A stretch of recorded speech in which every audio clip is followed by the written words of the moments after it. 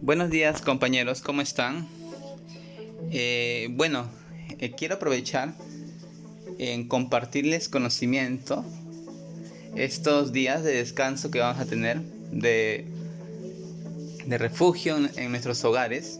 Bueno, yo también desde mi hogar, impartirles conocimientos, ¿no? En relación a mi especialidad. Bueno, como algunos me conocen, soy un consultor en las normas ISO. ¿No? Existen varios tipos de normas, pero en esta oportunidad les deseo hablar sobre la norma ISO 9001. ¿No? Antes que nada, me presento. Soy Yamarco Rojas Paredes, soy un profesional en ingeniería industrial de la Universidad Nacional de Ingeniería. ¿No? He participado en homologaciones, auditorías internas, auditorías de certificación e implementación de sistemas de gestión de calidad ambiental, seguridad y salud, antisoborno, servicios de continuidad de negocio y seguridad de la información, basado en las normas internacionales ISO 9001, ISO 14001, OSAS 18001, ISO 37001, ISO 20000-1, ISO 22301 e ISO 27001.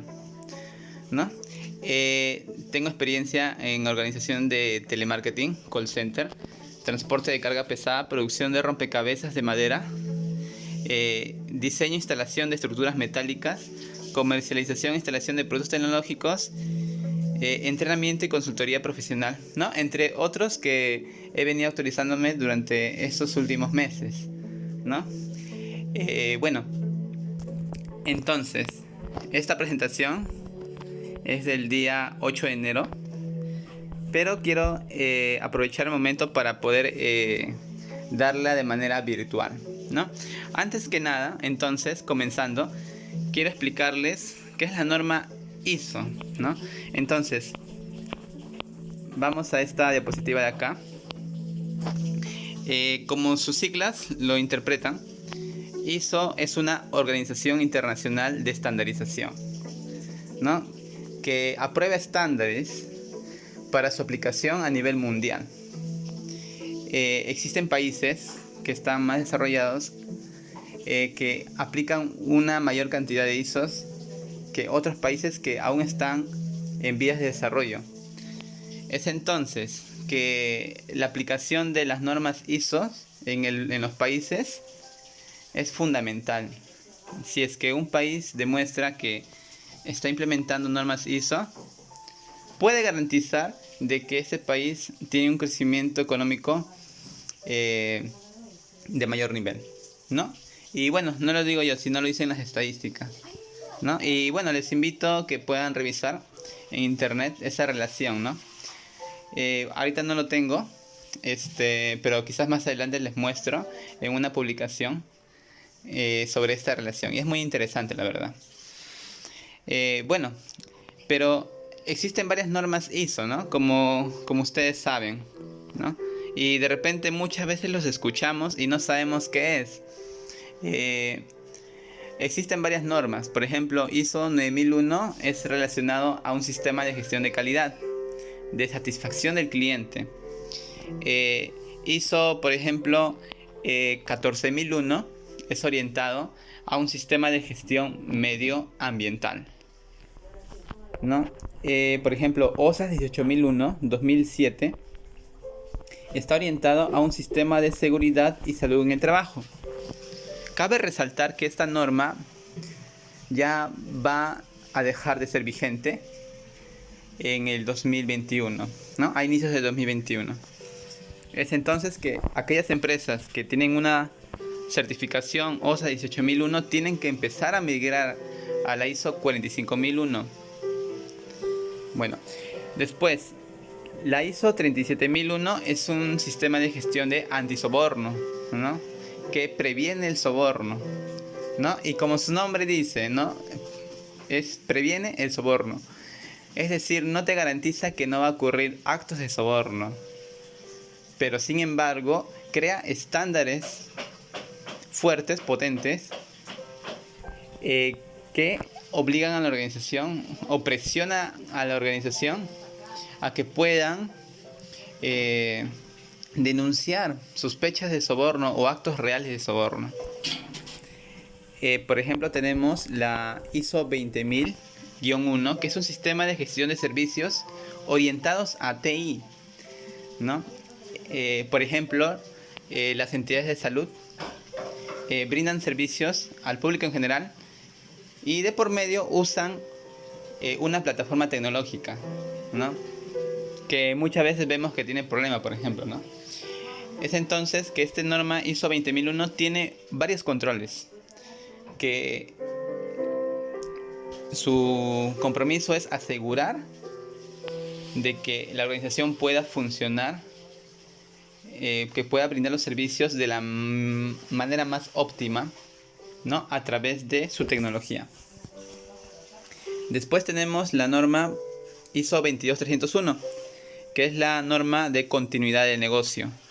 Esta norma me habla de las acciones que debemos de hacer para que nuestra operación no se vea afectada cuando tenemos paralizaciones, ¿no? Por ejemplo, tenemos las famosas paralizaciones de corte de luz, ¿no? Que muchas veces a las pequeñas empresas les afecta bastante, ¿no? Porque todavía no tenemos, digamos, el suficiente recurso económico para comprar un grupo electrógeno, ¿no? ¿Qué es un grupo electrógeno? Es un equipo que nos abastece de energía eléctrica durante cierto tiempo, ¿no? Entonces, esta norma nos permite eso, ¿no? También, por ejemplo, ahora en la pandemia que estamos viviendo ahora, en la declaración de estado de emergencia, esta norma ISO 22301 también te indica que tienes que establecer protocolos, planes para poder hacer frente a esta situación y evitar tener pérdidas económicas significativas para la organización. Después tenemos también la ISO 27001. La ISO 27001 es la ISO de la seguridad de la información, ¿no? Que me habla de proteger la información tanto física y digital. Muchas veces confundimos o se nos viene a la mente de que solamente tenemos que proteger la información digital, que es de computadora. Le ponemos antivirus, le ponemos claves, ¿no? Encriptamos la información, pero nos olvidamos muchas veces de la información física, ¿no?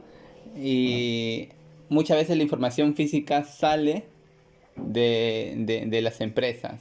Es entonces que la ISO 27001 también abarca ese tema, ¿no? Existen otras normas, por ejemplo la 39000 de seguridad vial, la 21001 de educación y más, ¿no? También existen otras normas, las guías, la 19011, que es para todo lo que es auditoría.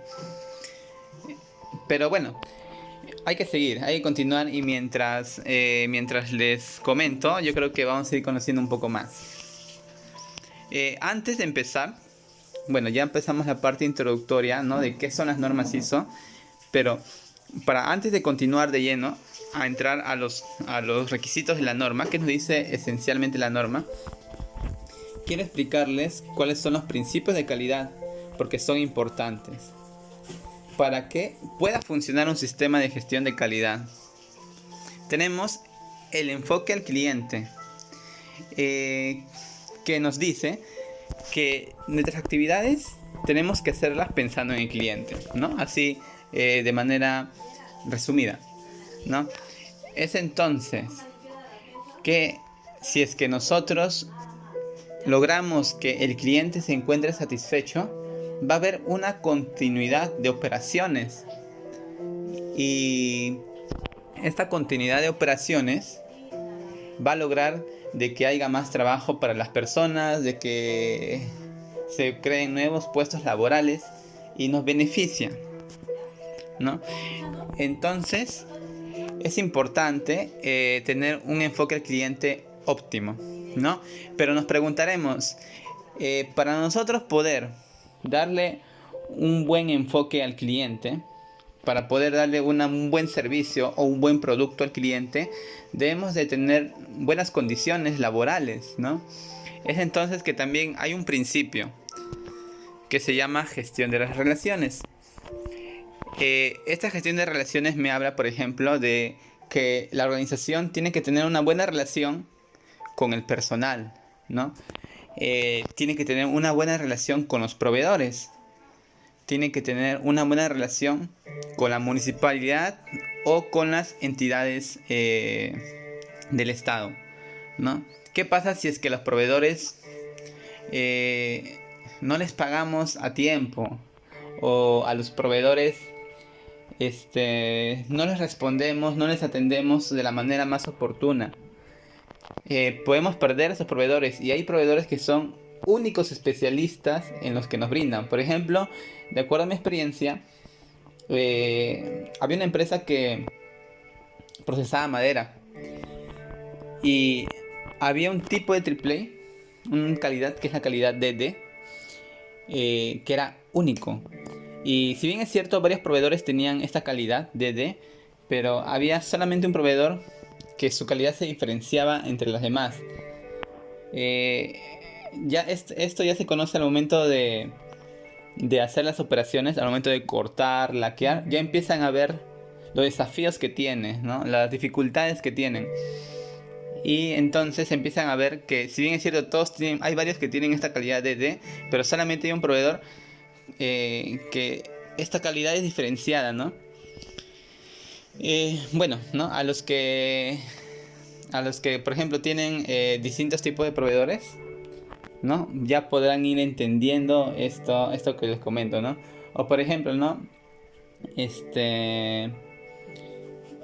Algunos proveedores me brindan la misma calidad, por ejemplo, de grabación, no sé, de grabación, por ejemplo, de celulares. Cuando compro celulares, algunos proveedores me brindan lo mismo, ¿no? La misma calidad de sonido, la misma calidad de toma fotográfica, ¿no? Y parecieran que los celulares son los mismos, ¿no? Pero al momento de usarlo, hay algunos celulares que me duran menos y otros que me duran más, ¿no? Entonces, la gestión de relaciones es importante, ¿no?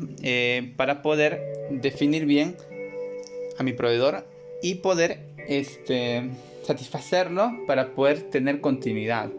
Al igual que el personal, ¿no? Si es que nosotros tenemos el personal satisfecho, en la medida posible, vamos a tener un crecimiento sostenible, ¿no? Asimismo, también con las organizaciones exteriores, ¿no? La municipalidad, o por ejemplo Sonafil, o por ejemplo algunos ministerios, ¿no? Ministerio de Trabajo, el Ministerio de Energía y Minas, no sé, de Agricultura, de Transportes, en relación a cómo es el giro de tu actividad, ¿no? Porque cada actividad tiene ciertos requisitos legales que cumplir, ¿no? Bueno, sigamos. Tenemos también el compromiso de liderazgo, ¿no? O bueno, el principio de liderazgo, que nos habla principalmente de la alta dirección. La alta dirección muchas veces lo conocemos como la gerencia general o el director general, o el conjunto de ambos. O también en algunas organizaciones podemos tener la junta de accionistas, ¿no? Entonces, si bien es cierto, tenemos que definir bien cuál es la alta dirección, ¿no? Que principalmente es aquella persona o área que tiene la potestad de brindar recursos, ¿no?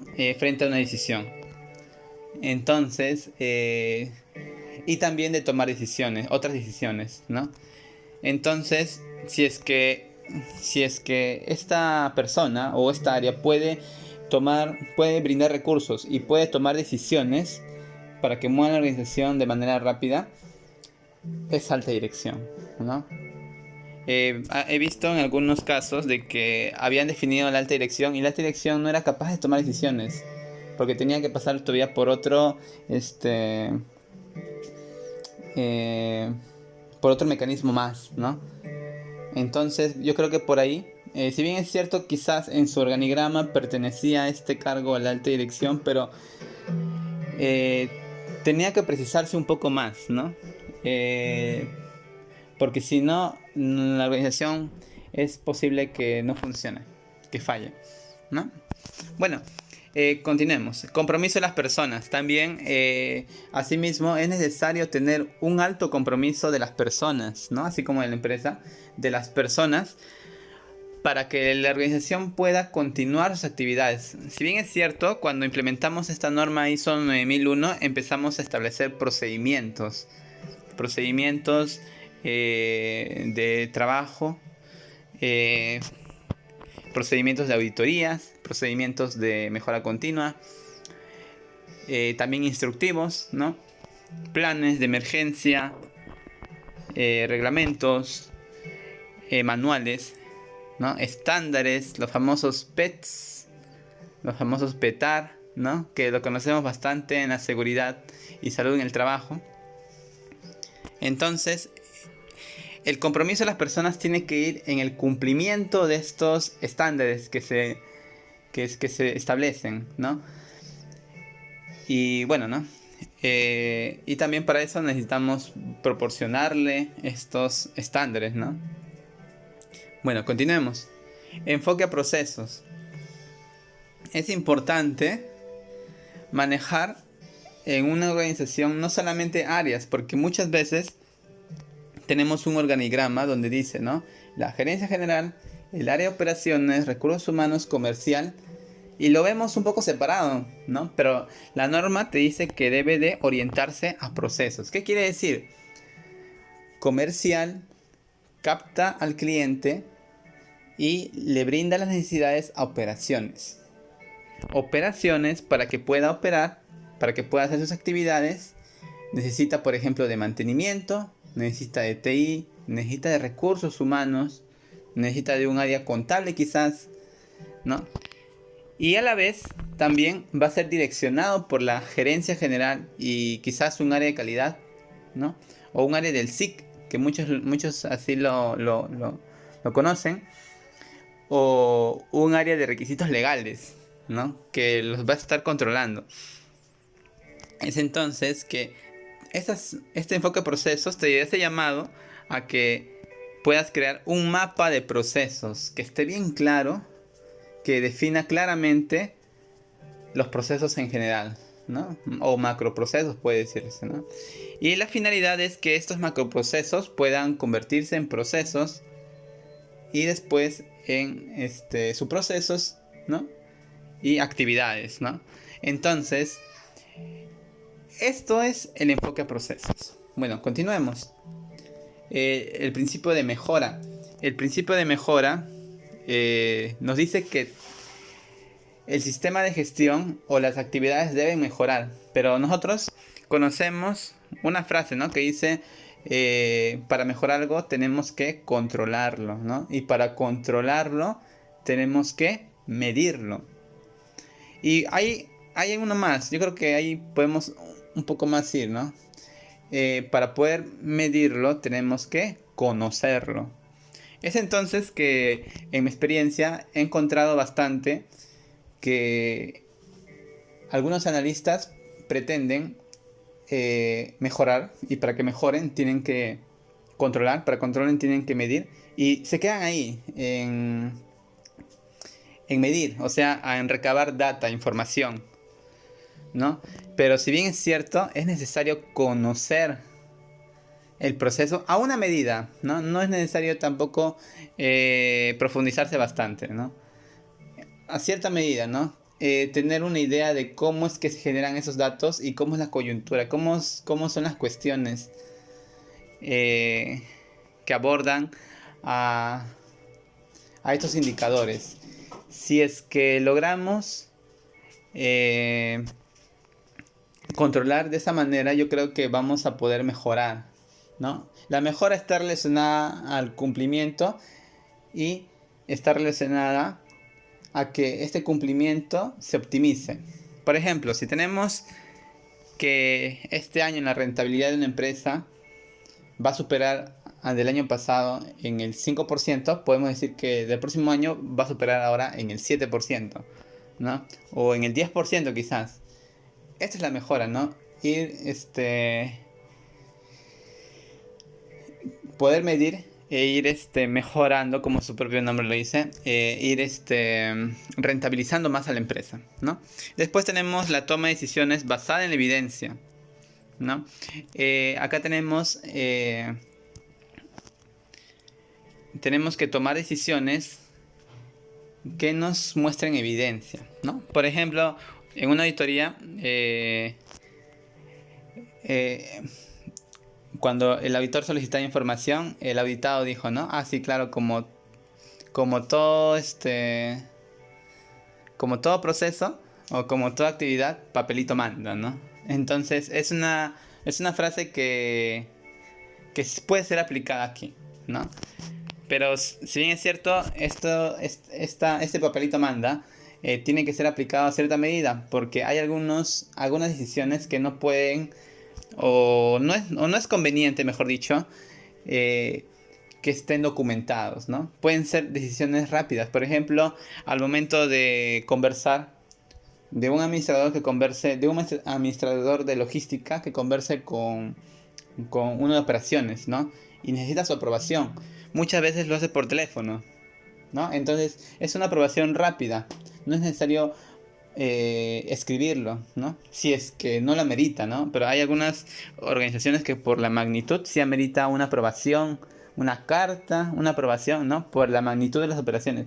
Pero cuando son por lo general pequeñas, no requiere mucha aprobación.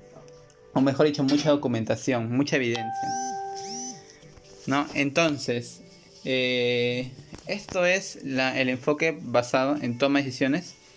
Perdón, el principio de toma de decisiones basada en la evidencia. Y bueno, ya comentamos la gestión de las relaciones, ¿no?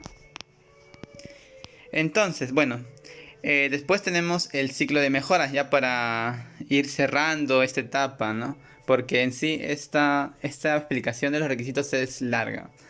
Y bueno, vamos a cerrar esto hasta acá y les voy a explicar. La norma tiene en sí 10 puntos. 10 puntos, ¿no? Que te explican, que te dan orientaciones sobre la aplicación. Pero hay que recalcar que el punto 1, 2 y 3 de la norma es generales, ¿no? Te dicen los objetivos, la parte introductoria. Y en el punto 3 suelen colocar definiciones, ¿no? Entonces, definiciones de cada palabra, así como tipo un pequeño diccionario, para poder entender bien la norma, ¿no? Entonces, bueno, acá tenemos, por ejemplo, números, que por ejemplo acá ustedes ven que es el 4, el 5, el 6, 7, 8, 9 y 10, ¿no? Entonces, acá nos recordamos de nuestro famoso compañero, amigo, que es el señor Deming. Entonces, acá vemos el ciclo de Deming, ¿no? Que es el de mejora continua, ¿no? De repente muchos lo conocen, o de repente recién lo estamos escuchando. Principalmente me dice que Deming nos dice que algo se tiene que planificar. Primero planificamos lo que vamos a hacer, ¿no? Después hacemos, después verificamos y finalmente mejoramos, ¿no? Por ejemplo, planificamos cuánto vamos a producir en el día. No sé, por ejemplo, digamos que vamos a producir 100 sillas en un día. Una vez que planificamos, vemos qué personal vamos a requerir, cuánta madera vamos a requerir, cuánto barniz, cuánta pintura, ¿no? En qué condiciones requerimos trabajar. Eso es planificar. Después tenemos la operación, ¿no? Hacer, ¿no? Entonces para esto necesitamos tener indicadores, por ejemplo, ¿no? Tener criterios de producción, ¿no? Cuánto va a medir, los cortes, en qué grado se va a pintar, cuántas pasadas de barniz se le va a dar, ¿no? Entonces, esto es operación. Y también ahí dice apoyo, ¿no? Porque al momento de nosotros, por ejemplo, hacer los cortes, necesitamos, por ejemplo, herramientas de almacén que nos dan almacén. Al momento de, por ejemplo, de utilizar las maquinarias de corte, también requerimos que estas maquinarias tengan un mantenimiento, ¿no? De un área de mantenimiento. Y bueno, así, por ejemplo, también necesitamos personal de un área de recursos humanos.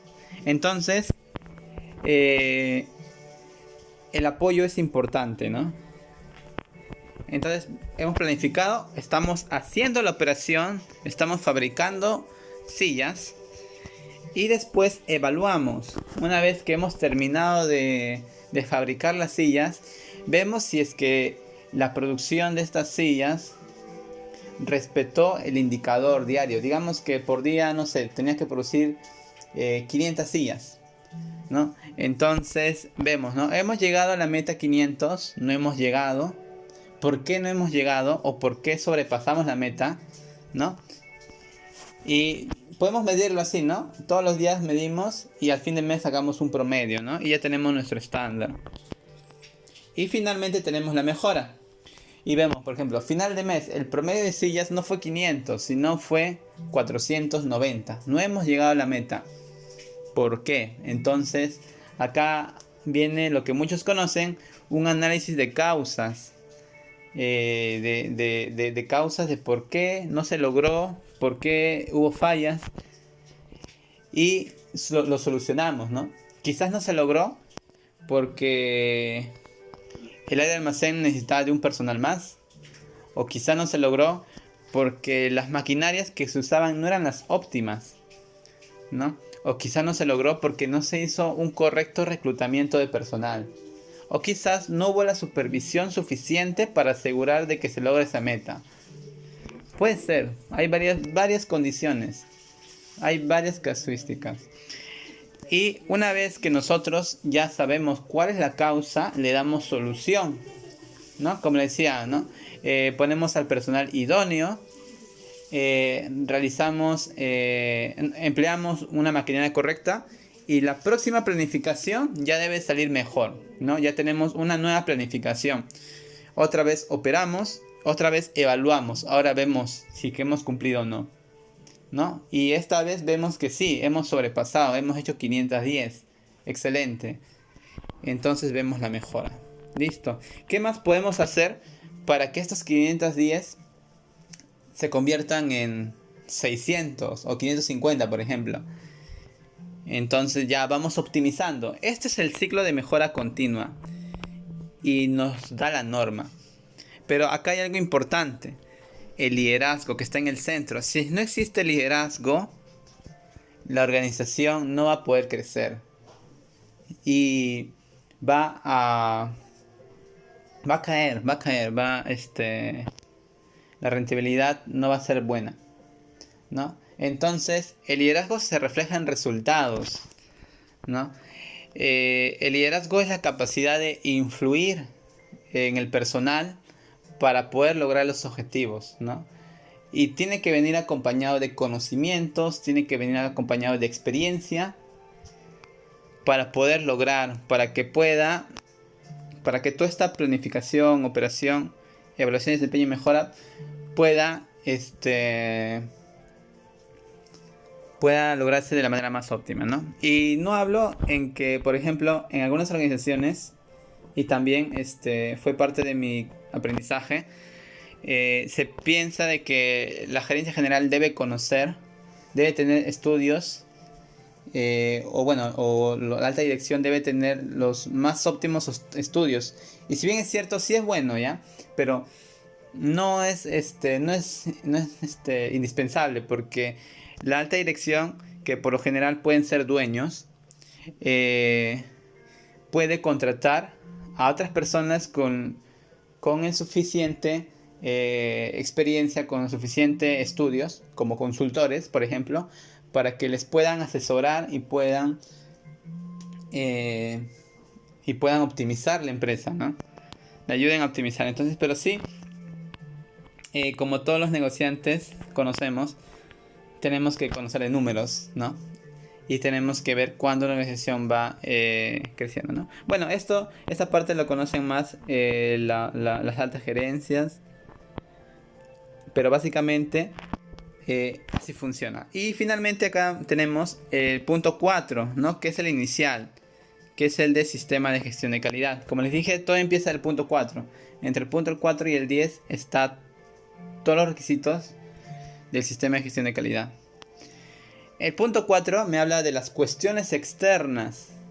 Para poder lograr que esto funcione, no es solamente interno, sino es externo, ¿no? Por ejemplo, nosotros podemos estar enfocados en mejorar la productividad de una empresa, pero como ahora, por ejemplo, nos enfrentamos a una pandemia, a un estado de emergencia, que es externo y impactó en nuestro sistema de gestión. Entonces tenemos que tener identificado este estado de emergencia. Ya deberíamos de haberlo identificado hace semanas, ¿no? Que esto ya se venía o podría venirse, ¿no? Entonces acá hablamos bastante de una gestión del riesgo, ¿no? Que puede suceder, ¿no? Entonces tenemos que tener identificadas a las partes externas, a las cuestiones, ¿no? Que lo conocemos, por ejemplo, como el análisis FODA, ¿no? Las amenazas, las oportunidades que se enfrentan a nuestras fortalezas y debilidades, ¿no? Entonces, también tenemos que determinar las cuestiones externas, que son las partes interesadas externas. Por ejemplo, Sunafil, que en cualquier momento puede ingresar a nuestra empresa, ¿no? O alguna entidad de fiscalización del país o de la región que puede fiscalizar a tu empresa y puede que encuentre incumplimiento, ¿no? Quizás no del sistema de gestión de calidad, sino de un sistema de gestión de seguridad. Y hay que abordarlo, ¿no? De acuerdo al impacto, ¿no? Entonces, bueno, ese es el sistema de gestión de calidad. Entonces, bueno, acá ya le expliqué, organización en contexto, el punto 4, necesidades expectativas, ¿no? De las partes interesadas. Y finalmente, todo esto va a aterrizar en la satisfacción del cliente, los resultados del sistema de gestión y los productos y servicios, ¿no? La satisfacción del cliente te puede, si es que lo medimos con una encuesta, te puede salir, por ejemplo, del 70%, del 80%, y decimos, ¿no? ¿Qué hacemos para que esta satisfacción mejore para la siguiente etapa, para el siguiente periodo, ¿no? Entonces, eso tiene que tener una retroalimentación. Bueno, yo creo que hemos explicado lo suficiente para poder entender esta norma. Estoy atento a las dudas y consultas que tengan, las pueden hacer libremente.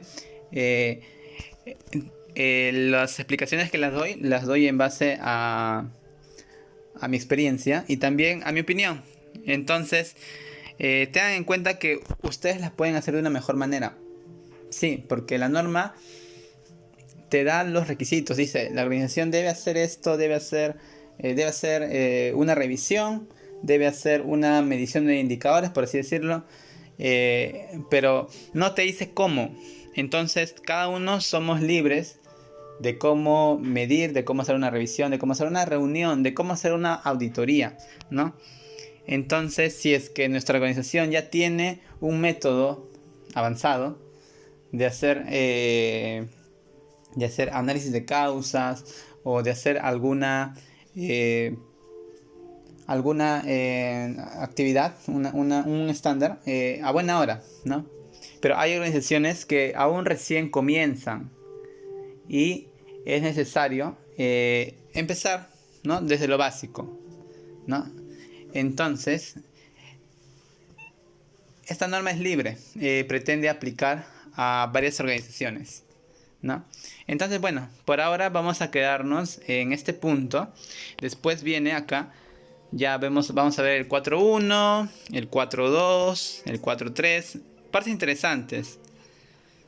¿Ya? Pero hasta acá la parte más esencial. Recordemos que esta norma no es obligatoria. La ISO 9001 no es obligatoria, es voluntaria. Pero ¿en qué me ayuda? ¿No? Ahí viene la pregunta clave. ¿En qué me ayuda? Me ayuda en que si es que la cumplimos, podemos obtener una certificación. Y esta certificación la podemos presentar a nuestros clientes. Y el cliente se puede sentir en confianza de que cumplimos un sistema de gestión de calidad, ¿no? Además, también existen las homologaciones. En las homologaciones muchas veces te piden, la empresa está certificada con ISO 9001, ponemos sí, y eso nos da un puntaje adicional frente a nuestro cliente. O también en las licitaciones, ¿no? Dice, la empresa cuenta con un sistema de gestión de calidad ISO 9001, sí, entonces también nos da un puntaje adicional para poder ser más atractivos en las licitaciones, ¿no? Entonces es importante, ISO 9001 es importante, y como dice, mejora continua, ¿no? Esta norma te va a ayudar a mejorar, y es la base de otras normas que más adelante yo creo que vamos a seguir viendo, ¿no? Entonces, bueno, muchas gracias. Voy a la parte final de mi presentación para para invitarles a que puedan visitar nuestra página Facebook, Consulta QHSER, ¿no? Y lo van a encontrar con este loguito de acá. Les invito a que revisen la página. Vamos a estar publicando información importante que ya hemos estado haciendo anteriormente, pero vamos a darle continuidad. Y bueno, eso sería todo. La próxima vamos a estar comentando de más puntos de la norma. Muchas gracias. Espero que se encuentren bien. Recuerden permanecer en sus hogares para evitar el contagio y ayudarnos entre todos los peruanos, toda Sudamérica, que estamos viviendo este desafío, ¿no? Bueno, muchas gracias con todos. Hasta una nueva oportunidad. Espero que sea lo más pronto posible. Cuídense.